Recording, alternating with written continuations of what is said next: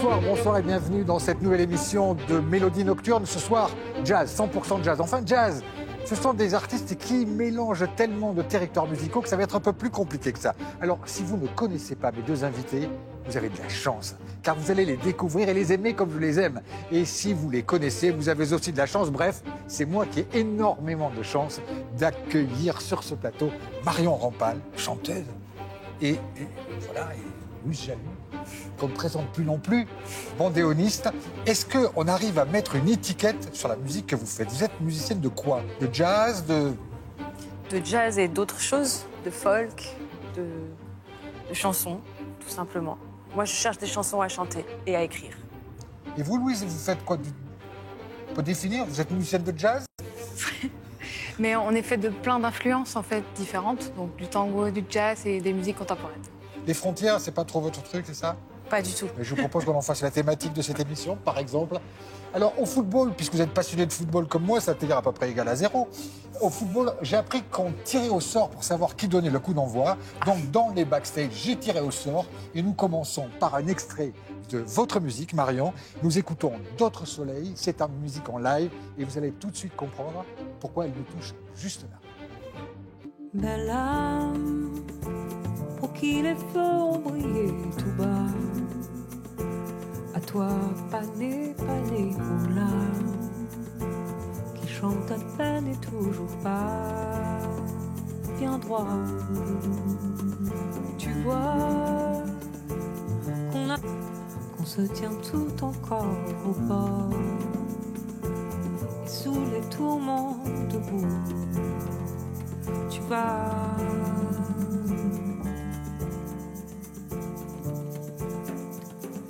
Il y a mieux là-bas. Marion, cette manière de chanter, cette délicatesse, c'est une chose que vous avez beaucoup travaillé et que vous avez trouvé plus tard. C'est pas une chose que j'ai beaucoup travaillé, mais il a fallu travailler plein de choses et explorer plein de façons de chanter, d'écoles du chant pour dégager quelque chose. Mais que j'ai abordé du cabaret ou du jazz ou de la musique noire américaine, auprès d'Archie Shepp par exemple, à chaque fois le travail c'était d'enlever ce qu'il y avait en trop. C'est-à-dire d'essayer de trouver ce que j'appelle moi le cœur expressif des chansons. Et pour l'album Tissé, là, que j'ai écrit, que j'ai sorti il n'y a pas très longtemps, il y a eu un travail d'encore plus enlevé, encore plus refond, enfin de la voix de la berceuse, de la voix à l'oreille, quelque chose de plus intime possible. Cet album Tissé, justement, Tissé, pourquoi vous avez choisi ce titre? Parce que d'abord j'adore le son de ce titre et puis je me suis passionnée pour la métaphore du tissage, le mythe d'Arachné, le fait d'assembler plusieurs bouts ensemble et de faire une tapisserie comme ça avec une chaîne et une trame. Et je pense que culturellement c'est un peu ce qui nous arrive, on est composé de plein de bouts et qu'il faut arriver à... Entendez Marion qui dit on est composé de plein d'identités. Vous qui faites à la fois du tango, du jazz, de la musique contemporaine, de la composition, ça vous parle, ça vous touche aussi, non? Oui, tout à fait. Non, c'est ce qu'on disait en introduction, c'est qu'en fait, on est fait vraiment de beaucoup d'influences différentes, des rencontres qu'on a fait, et je pense qu'on s'inspire hier qui nous ressemble. Vous ne faites que chanter ou vous jouez d'un instrument? Je me sers d'instruments pour composer, pour écrire, mais il vaut mieux pas que je les mette sur scène. Ça m'arrive de jouer un peu de guitare sur scène quand même. Figurez-vous que dans cette émission, vous le savez, on a une tradition, c'est des invités surprises qui vous posent une petite question. Et cette fois-ci, nous avons un invité surprise qui est un puits de science du jazz. C'est évidemment le directeur de la rédaction de notre partenaire Jazz Magazine, Fred Goati. Fred Goati, qui a une petite question à poser à Marion Rampal. Bonsoir Marion Rampal. J'ai ouï dire que vous étiez une excellente guitariste de salon. Alors personnellement, j'aimerais beaucoup en vous accompagnant à la guitare, telle, Cassandra Wilson, Sister Rosetta Tharpe ou Johnny Mitchell. Pardonnez-moi de vous mettre un petit peu de pression, mais je connais vos talents. À très vite, j'espère. Alors, à quand la guitare sur scène? Alors, je la joue déjà dans un spectacle, mais c'est vrai que c'est quelque chose qui commence à venir et c'est un grand plaisir de s'accompagner en chantant.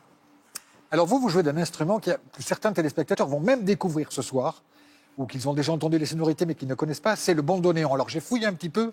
C'est un enfer, cet instrument. avec un clavier, quand on tire, quand on pousse, c'est pas le même, etc. Comment on choisit, par pur sadisme, automasochisme, comment on choisit de jouer du bandoneon? Non, en fait, on on ne le choisit pas. C'est lui qui nous choisit peut-être. J'ai commencé en fait à l'entendre très très jeune. Ma sœur en jouait. On a eu la chance d'habiter la ville de Gennevilliers qui a créé les premières classes de bandoneon en Europe. Et voilà, c'est par pur hasard que j'ai commencé cet instrument et par le biais de ma sœur. Évidemment, c'est lié à un pays, à certains artistes liés à ce pays, c'est l'Argentine. Comment l'amour de l'Argentine va avec le bandoneon? On apprend forcément cette culture parce que c'est un instrument qui s'est développé principalement dans le tango, bien qu'il soit né en fait en Allemagne. Et donc j'ai retracé un peu aussi les origines du bandoneon pour redécouvrir le répertoire totalement folklorique, mais pas seulement. Il a été utilisé aussi dans les musiques liturgiques. Et donc ça en fait un instrument passionnant qu'on redécouvre tous les jours. Alors, vous avez fait 2 disques qui ont éveillé l'intérêt de la critique, évidemment. Un qui parlait de la condition des prostituées dans les bordels à Buenos Aires. Vous pouvez nous en dire un petit peu plus, Francesita? Oui, tout à fait. Francesita, c'est la petite française. Et en fait, c'était aussi pour retourner sur les traces de l'origine du tango, enlever cette image qu'on a du tango traditionnel, lui en donner une nouvelle, une neuve, j'espère. En tout cas, mon image C'est une musique de mauvais garçon, en fait, c'est ça? C'est né dans les bas-fonds. Et à ce moment-là, évidemment, les immigrés cherchaient du travail. Et il y a eu beaucoup de femmes qui ont été victimes de la traite des Blanches. Et j'ai retracé en fait la vie de ces femmes qu'on a en fait dans les poèmes liés au tango chanté. Voilà. Là, vous avez sorti un album récemment qui a fait un carton qui s'appelle Piazzolla 2021. C'est difficile de parler du bandoneon sans parler de Piazzolla, j'imagine. C'est ça. Alors, à l'occasion du centenaire de sa naissance, j'ai voulu revisiter Astor Piazzolla, mais pas en le reprenant exactement à la lettre, mais en le revisitant totalement. Ce qu'il lui-même disait, c'est-à-dire qu'il ne faut pas imiter, mais s'en inspirer pour faire autre chose. Donc partir de l'objet de son œuvre, en fait, et d'en faire autrement, autre chose. Encore du métissage, c'est ça. Ouais. On va vous écouter, c'est au Café de la Danse, c'est un endroit formidable à Paris. Vous êtes avec le Louise Jalut Quartet, puisque c'est comme ça que ça s'appelle. On vous écoute.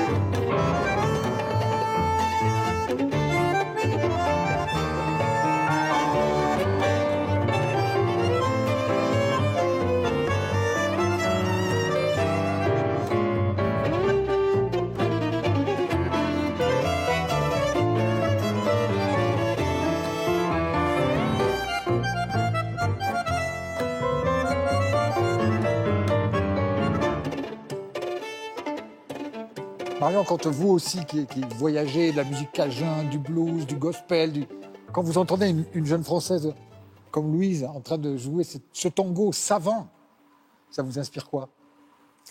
C'est un tango savant, mais elle vient de rappeler que son origine n'était pas du tout savante. Elle était très profane, très populaire. Mélodique, harmonique, oui, vous m'arrêtez. Complexe. C'est quand même très compliqué. C'est extrêmement complexe. Oui, en fait, les arrangements sont inspirés beaucoup de la musique contemporaine. On voit là au violon, par exemple, les modes de jeu, ça s'est inspiré de la musique contemporaine. Alors, on a cette tradition dans le tango, en fait, de s'emparer d'un thème et de l'amener ailleurs. Là, on vient d'écouter Sourd, qui est un célèbre tango. Là-bas, c'est comme une chanson française. Hein. Et de le revisiter à sa manière dans le tango, c'est vraiment quelque chose qu'on fait de façon traditionnelle. Le fait que vous avez une très bonne éducation de musique... j'allais dire classique, mais c'est un peu idiot. Sur la composition, sur la musique contemporaine, vous avez travaillé avec des... Est-ce que ça change votre vision du tango? Mais totalement. Parce qu'on entend des sons extrêmement savants, des bruissements, des larcènes, des frottements. Tout ça, c'est pas commun au tango.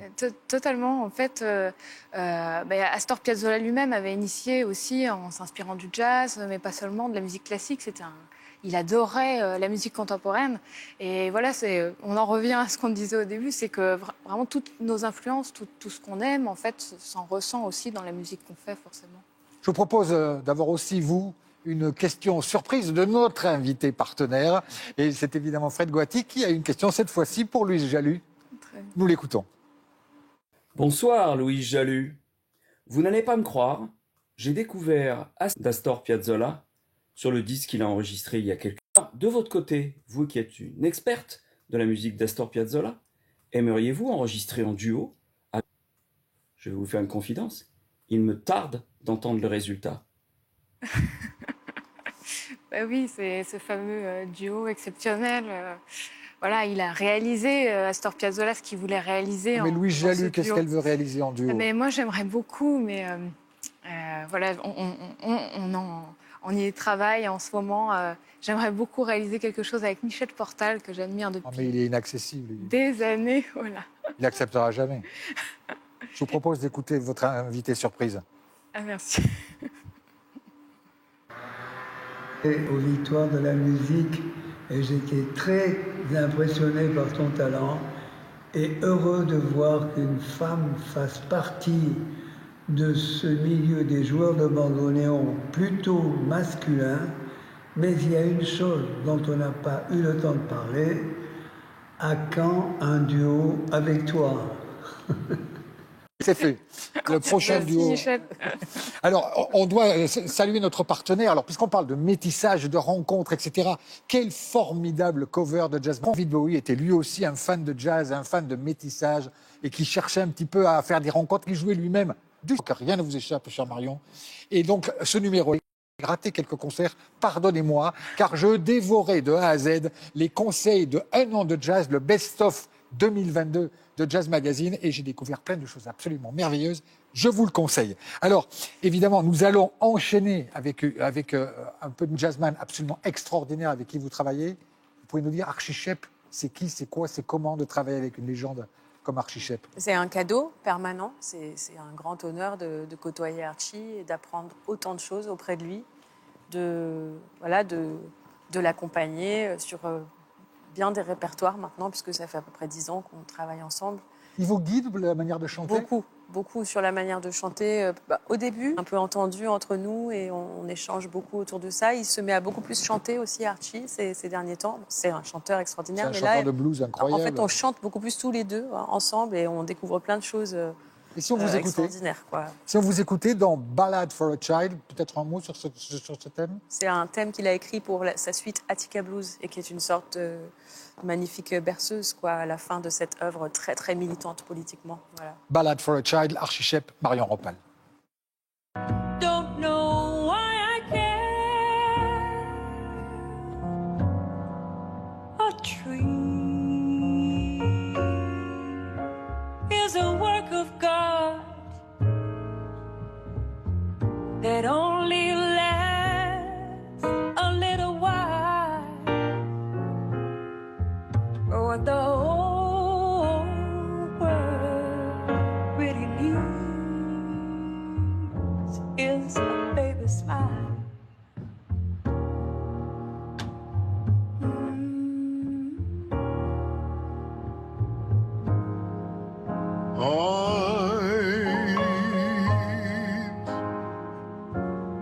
I'd rather be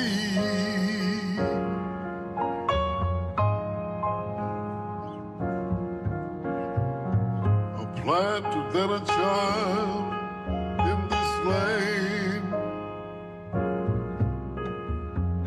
Not a child, not a man. Ça file la chair de poule, c'est parce que ce qu'il chante est incroyablement simple. Moi, ça me bouleverse. C'est comme un cœur immense, quoi, comme une âme immense qui s'ouvre dès que Archie chante. Je vous propose d'écouter la dernière question d'une de vos invités surprises, la chanteuse Sandra Nkake. Coucou Marion, j'espère que tu te portes bien. Ça fait un petit moment qu'on ne s'est pas parlé directement, alors je profite de ce petit canal qui m'est donné pour te poser une question. Récemment, tu as changé de guitare, tu as une nouvelle guitare et je sais que c'est un instrument qui t'est cher, notamment pour l'écriture, la composition. Et je voulais savoir ce que ça avait changé dans ta vie. Est-ce que ça a changé des choses dans ta manière d'écrire, dans ta manière d'interpréter, de chanter? Et aussi savoir si tu comptais jouer de la guitare dans tes prochains concerts. Je sais, on avait dit une question, j'en ai posé 3, mais voilà, tu répondras à celle qui te plaît le plus. Je t'embrasse. Alors là, si vous ne jouez pas de la guitare, la prochaine fois, ça va très, très mal se Je passer. vais répondre juste à la première partie, mais oui, ça a changé beaucoup de choses de reprendre la guitare. En fait, c'était mon premier instrument d'adolescente qui écrivait des chansons, et de revenir à cet instrument, ça m'a replongé dans cette originale d'écrire, voilà, et de chanter.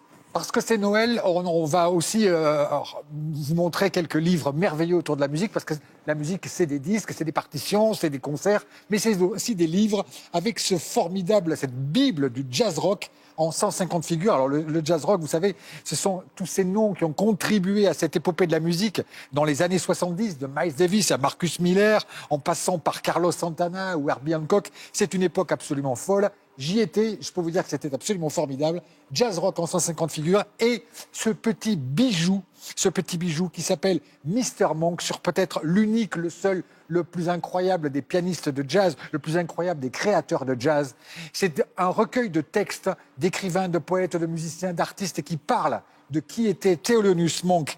Et puisque nous avons appris cette semaine la mort du grand poète et écrivain Christian Bobin, je voudrais vous lire, pour finir, avant de lancer votre merveilleux live, ce cadeau que vous nous avez offert toutes les deux, de la musique en vrai sur un plateau d'une chaîne info, je voudrais vous lire ces quelques mots de Christian Bobin, décédé cette semaine, sur ce que c'est que le jazz, et je suis sûr que vous serez d'accord avec moi.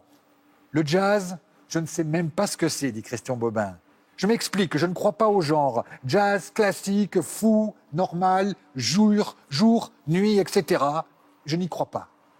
Je tiens Jean-Sébastien Bach pour un grand joueur noir, et aussi Schubert. Et d'une musique, j'attends un massage cardiaque. Nous vivons si peu de temps dans nos vies. Eh bien, je sais que vous m'avez fait une surprise, puisque j'ai écouté votre répétition. Schubert, mais c'est pas sérieux. À vendredi prochain.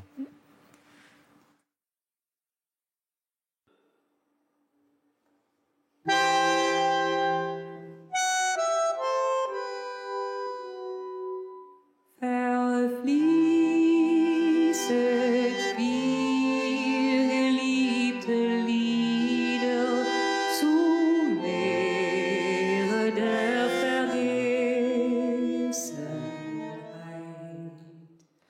Kein Knabe singt, entzückt euch wieder, kein Mädchen in der Blütenzeit.